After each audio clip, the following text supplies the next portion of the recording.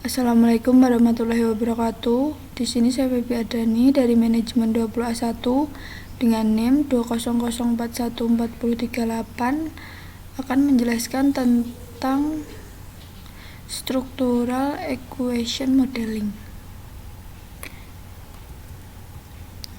Di sini untuk pengertian dari SEM atau structural equation modeling adalah suatu teknik statistik yang mampu menganalisis pola hubungan antara variabel laten dan variabel indikatornya, variabel laten yang satu dengan lainnya, serta kesalahan pengukuran secara langsung bersamaan. Di dalam SEM terdapat 3 kegiatan secara bersamaan, yaitu yang pertama uji validitas dan reliabilitas instrumen atau confirmatory factor analysis. Lalu selanjutnya pengujian model hubungan antara variabel atau path analysis dan mendapatkan model yang cocok untuk prediksi atau model dan analisis regresi. Dan di sini terdapat contoh gambar dari variabel laten dan variabel observe atau variabel indikator. Untuk pengertian dari variabel laten, yaitu variabel yang tidak terukur secara langsung dan memerlukan beberapa indikator. Di sini variabel laten bentuknya berupa bulat oval, dan untuk variabel observe dengan bentuk persegi panjang ini adalah variabel yang nilainya dapat diukur secara langsung. Dan dari gambar ini variabel laten dipengaruhi oleh variabel indikator. Lalu selanjutnya untuk gambar di sini yaitu outer measure model. Yang dimaksud dengan measurement model atau model pengukuran di sini setiap variabel biasanya dihubungkan dengan multiple measure. Hubungan antara variabel laten dan pengukurannya dilakukan lewat faktor analisis measurement model, yaitu setiap variabel laten dibuat model sebagai faktor umum dari pengukurannya.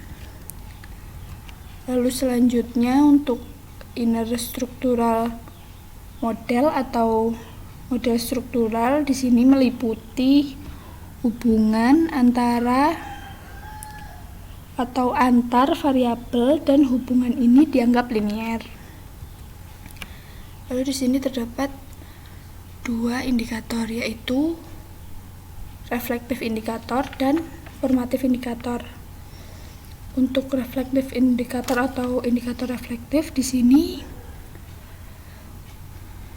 contohnya pada produk brand diukur oleh indikator X1.1, X1.2, dan atau X1.3. Konsekuensinya apabila ada indikator yang tidak valid, maka harus dihapus. Contohnya kepuasan pelanggan diukur menggunakan kecepatan, harga, dan atau kenyamanan. Lalu untuk formatif indikator atau indikator formatif di sini contohnya sosial media marketing diukur secara bersama-sama oleh indikator X1.1, X1.2, dan X1.3. Dengan konsekuensinya apabila ada indikator yang tidak valid, maka tidak boleh dihapus. Contohnya profit perusahaan itu biasanya dilihat dari ROA dan ROE.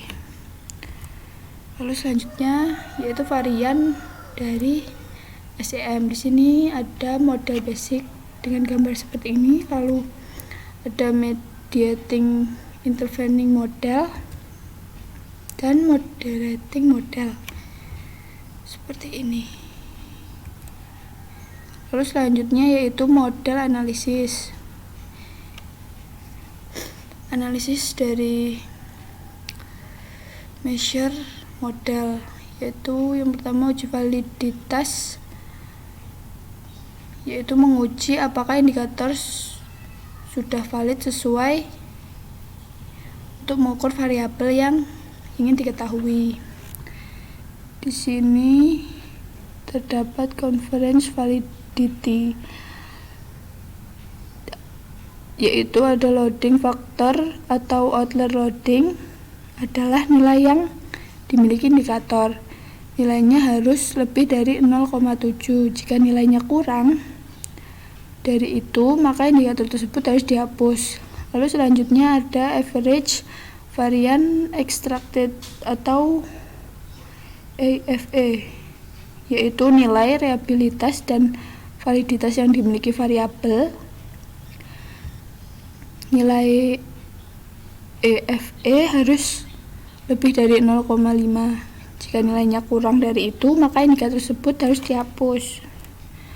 Lalu selanjutnya terdapat discriminant validity,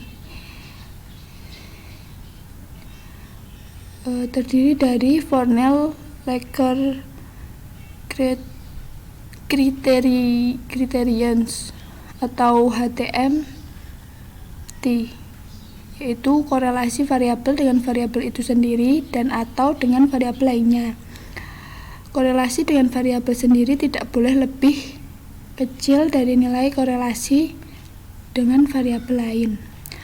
Lalu selanjutnya cross loading, yaitu korelasi indikator dengan variabel, di mana nilai indikator A untuk variabel A harus lebih besar dari nilai indikator A untuk variabel lain. Jika ada yang lebih, harus dihapus indikatornya. Lalu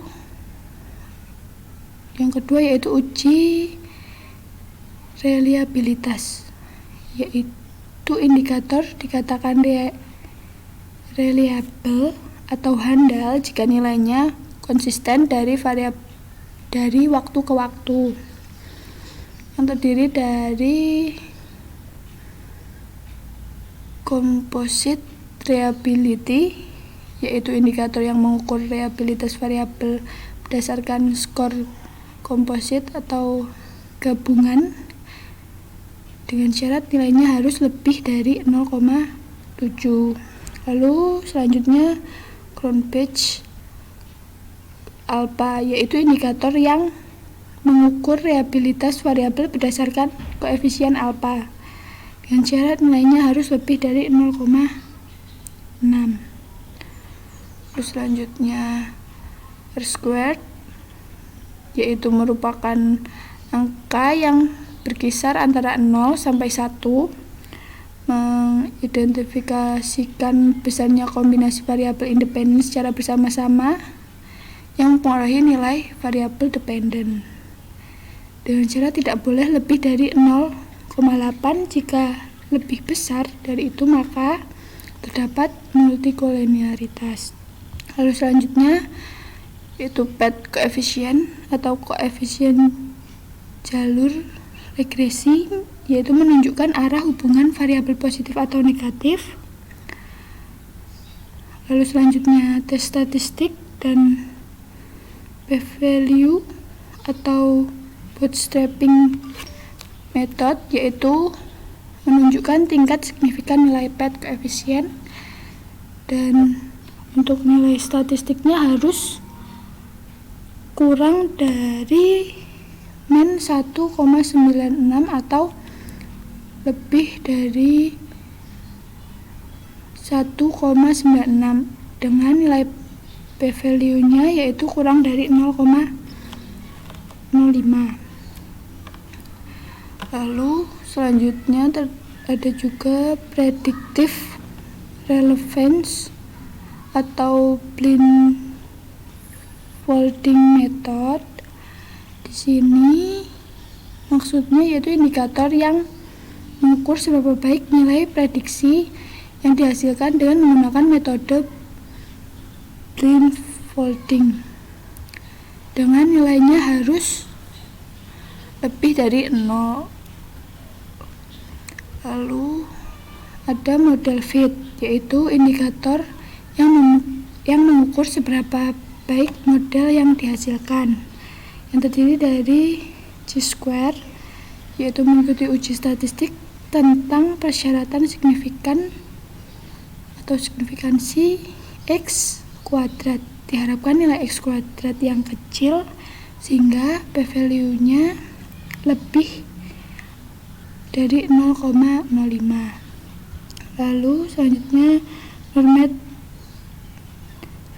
Fit Index atau NFI, yaitu nilai berkisaran antara 0 sampai 1.